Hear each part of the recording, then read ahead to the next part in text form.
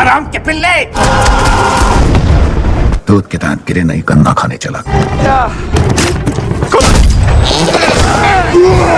ये अभी ट्रेलर है, पिक्चर अभी बाकी है। मैं बोला है ना, पिक्चर अभी बाकी है। आइए देखते हैं, मजा आएगा। ये शुरुआत होती है साउथ अफ्रीका से, जहाँ एक बंदा ऑरलैंडो अपनी फैमिली के साथ जनरल किचनर से मिलने जाता है। ऑरलैंडो, हम सबको बस तुम्हारी ही जरूरत। ये सभी यहाँ लोगों की मदद कर रहे हैं। ऑरलैंडो के साथ उसकी वाइफ एमिली और बेटा कॉनरेड भी आए हैं। जनरल अपने लोगों को गेट खोलने के ऑर्डर देता है। खोल दो गेट। एमिली जैसे ही अंदर आने लगती है, कुछ लोग इन पर हमला कर देते हैं।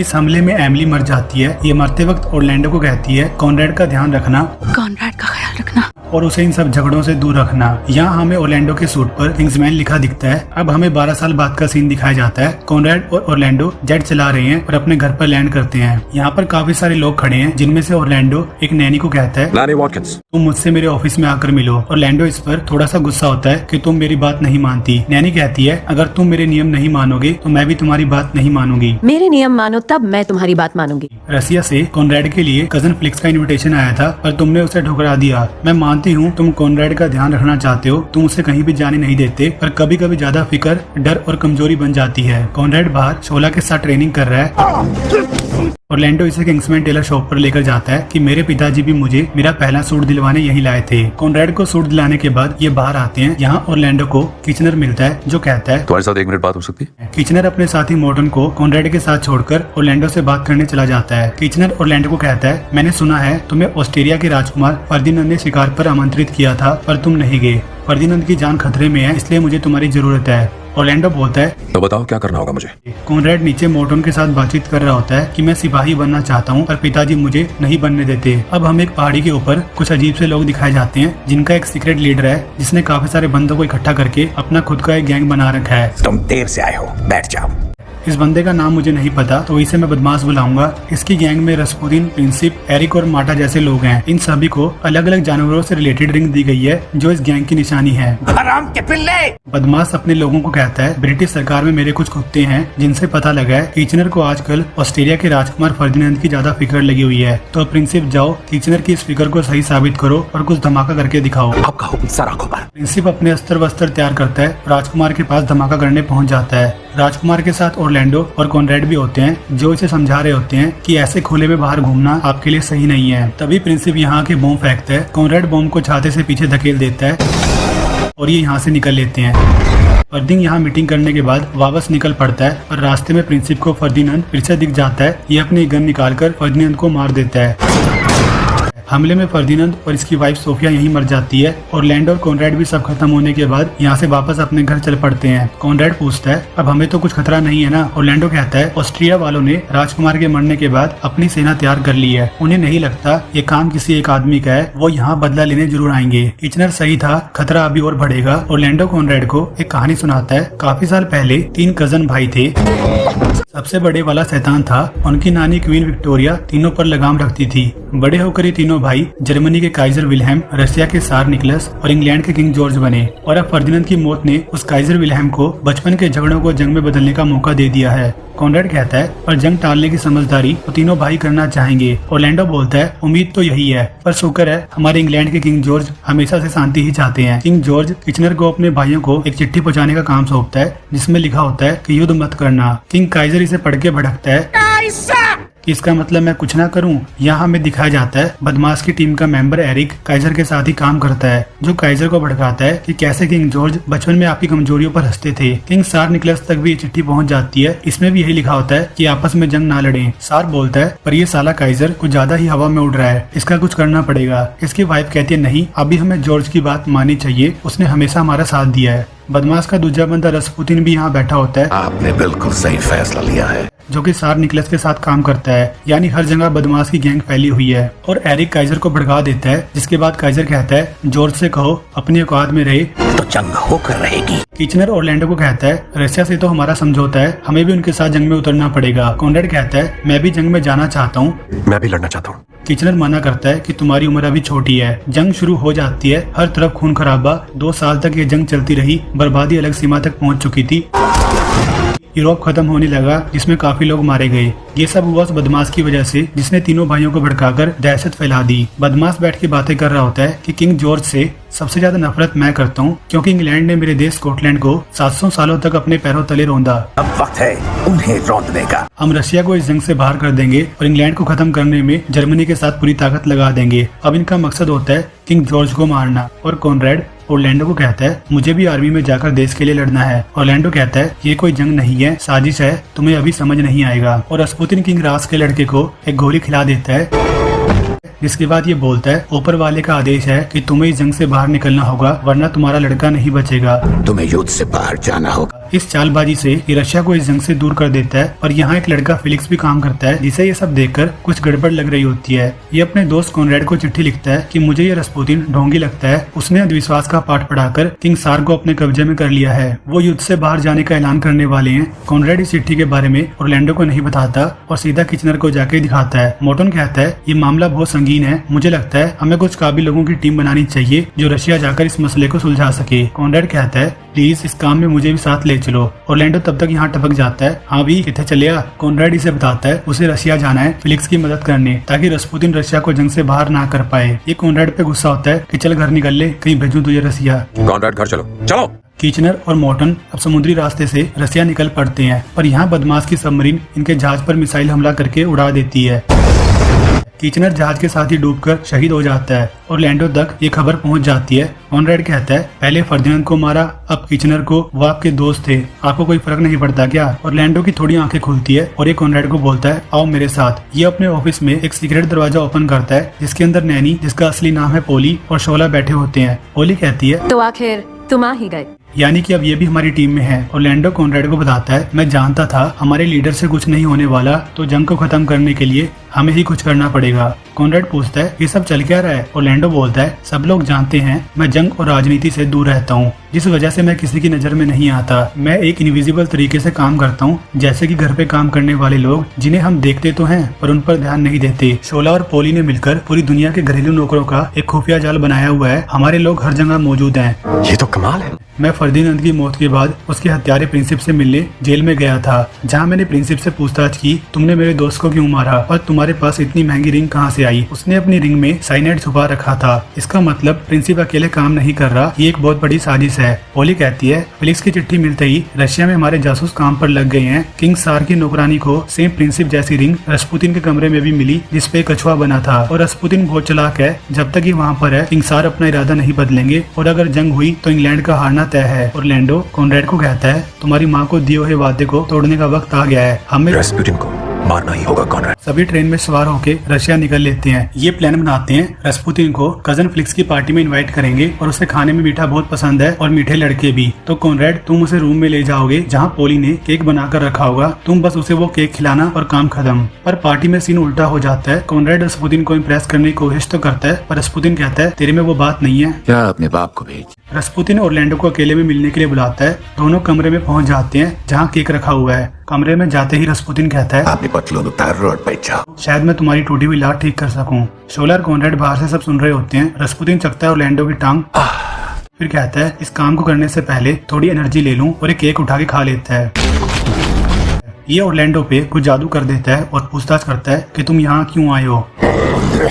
ओरलैंडो सबक देता है और जैसे ही जादू हटता है ओरलैंडो को कुछ याद नहीं रहता। रसपुतिन ने उस केक को खाया ही नहीं था, बल्कि गले में अटका रखा था। ये वोमिट कर देता है। ओरलैंडो देखता है उसकी लात ठीक हो गई है। रसपुतिन कहता है बाहर आओ, थोड़ी देर इस ठंडे पानी में खड़े हो जाओ, लात बिल्कुल ठीक हो जाएगी। रसपुतिन इसे धर लेता है कि बता केक में क्या मिलाया था, मुझे उसमें साइनाइड की स्मेल आ गई थी। शोला और कॉनरेड भी अंदर आ जाते हैं और इनके बीच लड़ाई शुरू हो जाती है। काफी देर लड़ने के बाद रसपुतिन की तलवार घुसेड़ दी जाती है और ठंडे पानी में फेंक देते हैं। ओरलैंडो की लात भी फ्री में ठीक हो गई है, पर रसपुतिन फिर से उठ के आ जाता है तो पोली यहाँ पहुंचकर सीधा इसकी गोली मार देती है। बदमाश को ये बात पता लगती है, उसे काफी गुस्सा आता है कि रसपुतिन ने काम पूरा नहीं किया। ये अपने नए बंदे लेनिन को अधूरा काम करने के लिए भेजता है। अधूरा काम तुम पूरा करोगे। कि किसी भी हालत में रसिया इस युद्ध में नहीं आना चाहिए।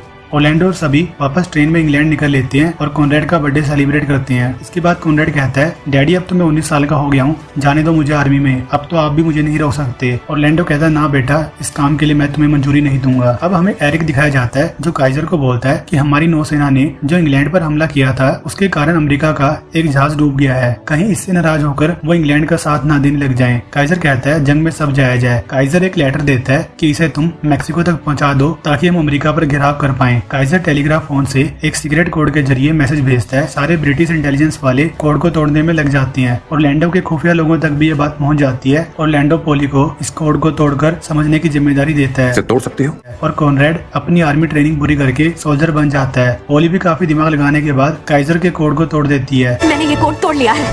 ये मैसेज जर्मनी ने मैक्सिको में उनके एम्बेसडर के लिए भेजा था, जिसपे लिखा था कि तुम अमेरिका पर हमला कर दो ताकि अमेरिका का ध्यान इस वाली जंग से हट जाए। ऑरलैंडो कहता है, अगर अमेरिका के प्रेसिडेंट विल्सन ने ये देख लिया तो वो जर्मनी के खिलाफ हमला बोल देंगे और ये जंग खत्म हो सकती है और कॉनरेड भी जंग से वापस आ जाएगा। ऑरलैंडो अब सारी बात किंग जॉर्ज को बताता है। जॉर्ज बोलते हैं, ये तो अच्छी खबर है, हमारे पागल भाई काइजर ने अपने ही पैर पर कुल्हाड़ी मार ली। किंग जॉर्ज अमेरिका के प्रेसिडेंट विल्सन तक बात पहुंचा देता है और विल्सन कहता है, ये झूठ भी तो हो सकता है। मेरे हिसाब से जर्मन इतने भी बेवकूफ नहीं जो हमसे पंगा लेगा, पहले मुझे कोई ठोस सबूत ला कर दो। और कॉनरेड के ऑफिसर बनने के बाद उसकी पोस्टिंग इंग्लैंड में ही हो जाती है, क्योंकि किंग जॉर्ज ने ऑरलैंडो से प्रॉमिस किया था कि वो कॉनरेड को युद्ध में नहीं जाने देगा। कॉनरेड थोड़े गुस्से में आ जाता है और अपने एक सोल्जर का नाम बदल के उसे ऑरलैंडो तक एक मैसेज पहुंचाने को कहता है। और तभी ऑरलैंडो न्यूज़पेपर में देखता है अमेरिका के पीएम विल्सन ने जर्मनी पर युद्ध करने वाली बात को ठुकरा दिया। कॉनरेड पोली को कहता है, अपने स्टाफ को व्हाइट हाउस तक फैलाओ ताकि हमें और भी खबर मिल सके। कॉनरेड का भेजा हुआ सोल्जर ऑरलैंडो से मिलता है और इसे एक लेटर दे देता है जिसमें कॉनरेड ने लिखा होता है, खेल खेलना मुझे भी आता है, मैंने इस सोल्जर की जगह ले ली है और इसे अपनी जगह ऑफिसर बना दिया है, अब मेरा जंग पर जाने का सपना पूरा हो जाएगा, तो इस गलती की सजा इसे मत देना, इसे कुछ नहीं पता क्या चल रहा है। कॉनरेड अब वॉर के मैदान में पहुंच जाता है और अपना शौक पूरा करता है। ये काफी अच्छे से लड़ाई लड़ता है पर एक टास्क के दौरान ये मरने वाला ही होता है और एक ऑफिसर इसे बचाने के लिए अपनी जान दे देता है और ये किसी तरीके से भागकर एक खड्डे में पहुंच जाता है जहाँ इसे एक और सोल्जर पड़ा हुआ मिलता है जिसकी लातें घायल हो चुकी हैं। कॉनरेड इसके गले लगकर काफी रोता है कि मेरे पिताजी ने मुझे रोका था पर मैं फिर भी यहाँ आ गया, काश मैंने उनकी बात सुन ली होती। सोल्जर इसे कहता है, तुम इस जंग को रोक सकते हो, मुझे ये इन्फॉर्मेशन लेकर हाई कमांड तक पहुंचना है, जिससे ये जंग रुक जाएगी। मैं तो जा नहीं सकता, तुम इसे लेके जाओ और हीरो बनकर वापस इंग्लैंड लौट जाना। कॉनरेड कहता नहीं, हम दोनों जाएंगे। सुबह होते ही कॉनरेड इसे उठाता है और अपने अड्डे तक पहुंचने की कोशिश करते हैं। चारों तरफ से गोलियों की बरसात होती है। कॉनरेड अपने लोगों तक पहुंच जाता है पर दूसरे सोल्जर की मौत हो जाती है। सोल्जर कॉनरेड को बोलते हैं, तुम तो मेडल के हकदार हो, तुम्हारा नाम क्या है? कॉनरेड आर्ची की जगह यहाँ पर आया होता है तो ये उसी का नाम बोलता है। इतने में एक सोल्जर कहता है, आर्ची तो मेरा दोस्त है पर तू तो वो नहीं है। कॉनरेड कहता है, मैं सब समझा सकता हूँ, पर ये सोल्जर गुस्से में गोली चला देता है कि तू पक्का जर्मनी का जासूस है। कॉनरेड यहीं मर जाता है। ऑरलैंडो तक की खबर पहुंच जाती है कि आपका बेटा शहीद हो गया है और बदमाश ने जिस बंदे लेनिन को रशिया में काम करने भेजा था उसने वहां पॉलिटिक्स करके इसी तरीके से किंग सार से रशिया की राजगद्दी छीन ली। पोली और शोला ऑरलैंडो को बताते हैं, कॉनरेड एक बहादुरी की मौत मरा है, उसने अमेरिका तक जर्मनी का लिखा हुआ ओरिजिनल लेटर पहुंचा दिया है, अब अमेरिका को युद्ध में उतरना ही पड़ेगा। एरिक अपने बॉस को जाकर बताता है कि रशिया में तो हमारा काम हो गया पर जो लेटर मैंने किंग काइजर से भिजवाया था वो ओरिजिनल लेटर अमेरिका के हाथ में लगने वाला है, जंग में शामिल होने के लिए इतना सबूत काफी होगा। अब बदमाश माटा को बोलता है, तुम अमेरिका जाओ और वहाँ के राष्ट्रपति पर अपनी खूबसूरती का जादू चलाओ। ना जादू बिखेरो माता। ऑरलैंडो अपने बच्चे की मौत के बाद दारू पी पीकर दुख में नशेड़ी बन चुका है। तभी किंग जॉर्ज इसे मिलने आते हैं और इसे बोलते हैं, रशिया युद्ध से बाहर जा चुका है, अमेरिका हमारा साथ नहीं दे रहा, अब हमारा हारना तय है। काइजर ने सबको गुमराह कर दिया है। किंग जॉर्ज इसे मेडल देते हैं कि ये तुम्हारे बेटे के लिए था, एक सच्चा योद्धा जिसने देश के लिए अपना फर्ज पूरा किया। पोली ऑरलैंडो को किसी दे के मोटिवेट करती है, कब तक ये रोना धोना करते रहोगे, अब वक्त आ गया है देश को बचाने का। कॉनरेड भी हमें देख रहा होगा, उसका बचा हुआ काम हमें पूरा करना होगा। ऑरलैंडो मुंह धो के फिर से फॉर्म में आ जाता है। पोली से बताती है, लास्ट टाइम आपने ऑर्डर दिया था कि व्हाइट हाउस में अपने बंदे लगा दो, तो वहाँ से पता लगा है कि प्रेसिडेंट को सबूत तो मिल चुका है पर वो जंग में ना जाने के बहाने दे रहे हैं। कभी कहते हैं इलेक्शन आने वाले हैं और हमेशा एम्बेसडर से बात करते रहते हैं। ऑरलैंडो कहता है, अपने बंदों से कहो एम्बेसडर से मीटिंग फिक्स करवाएं। ऑरलैंडो जब वहाँ पहुँचता है तो इसे दुपट्टे को देखकर शक होता है क्योंकि सेम ऐसा ही कपड़ा इसने प्रिंसिप के पास देखा था। एम्बेसडर बाहर आती है जो कि माटा होती है जिसे बदमाश ने भेजा था। ऑरलैंडो इससे कुछ सवाल जवाब करता है और फिर माटा इस पे हमला कर देती है।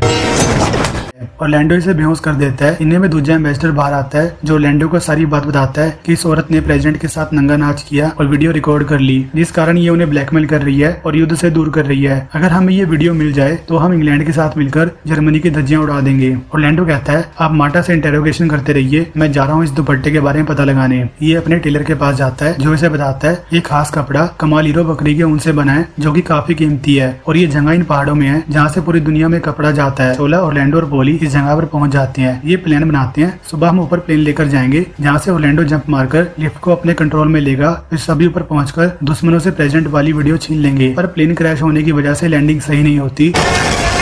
ऑरलैंडो पहाड़ पर अटक जाता है जहाँ ये दिमाग लगा के ऊपर की तरफ चढ़ जाता है। ऑरलैंडो यहाँ घर के अंदर देखता है बदमाश अपने बंदे डप्टन को वीडियो के नेगेटिव दे रहा है कि इसे मीडिया में फैला दो और अमेरिका के प्रेसिडेंट की धज्जियां उड़ा दो। नेगेटिव प्रेस के पास लेकर जाओ। ऑरलैंडो लिफ्ट पर जाकर कब्जा कर लेता है ताकि डप्टन नीचे ना जा पाए, पर लिफ्ट में हट्टा कट्टा बंदा इसे धर लेता है। ऑरलैंडो फ्लेयर छोड़कर पोली और शोला तक मैसेज पहुंचा देता है। ये दोनों भी लिफ्ट पर कब्जा करने के लिए भागते हैं। शोला रस्सी के जरिए ऊपर आ जाता है और ऑरलैंडो की जान बचा लेता है। पोली नीचे डप्टन से वीडियो के नेगेटिव छीन लेती है। ऑरलैंडो शोला को कहता है अब हमें इस लड़ाई की जड़ को खत्म करना होगा जो कि यहीं इस पहाड़ी पर है, तो चलो इन्हें सबक सिखाएं। दोनों बदमाश को मारने अंदर चले जाते हैं, पर ये बंदा तो मोर्टन निकलता है मॉडर्न तो सोल्जर किचनर के साथ रहता था। इस गद्दार ने ही सारे प्लान बनाए थे। दोनों के बीच तलवारबाजी होती है। इसी बीच मोर्टन शोला को गोली मार देता है। ये दोनों अब लड़ते हैं और लड़ते लड़ते बाहर पहाड़ों के किनारे तक आ जाते हैं। मोर्टन ऑरलैंडो को नीचे फेंकने की कोशिश करता है, पर पीछे से एक बकरी इसके सींग घुसा देती है और ऑरलैंडो इसे नीचे फेंक देता है। शोला भी खड़ा होकर बाहर आ जाता है जो कि गोली से बच गया। प्रेसिडेंट विल्सन तक उनकी वीडियो के नेगेटिव पहुंचा दिए जाते हैं कि आपका राज सुरक्षित है। अब अमेरिका भी जंग में शामिल हो जाता है, जिस वजह से जर्मनी को हार का सामना करना पड़ा और किंग जॉर्ज जीत जाते हैं। ऑरलैंडो किंग जॉर्ज को किंग्समैन टेलर शॉप पर अगले दिन मिलने के लिए बुलाता है, जहाँ सबने मिलकर इस खुफिया किंग्समैन एजेंसी की शुरुआत की ताकि आने वाले मुसीबतों से दुनिया को बचाया जा सके। जहाँ ये सभी कोडवर्ड नाम बनाए गए कि बॉस का नाम होगा किंग आर्थर और बाकी एजेंट होंगे गलहेड, लैंसलॉट, बेडीवेयर, परवीवल और शोला को बनाया जाता है मर्लिन। खत्म हो गया भैया मैटर।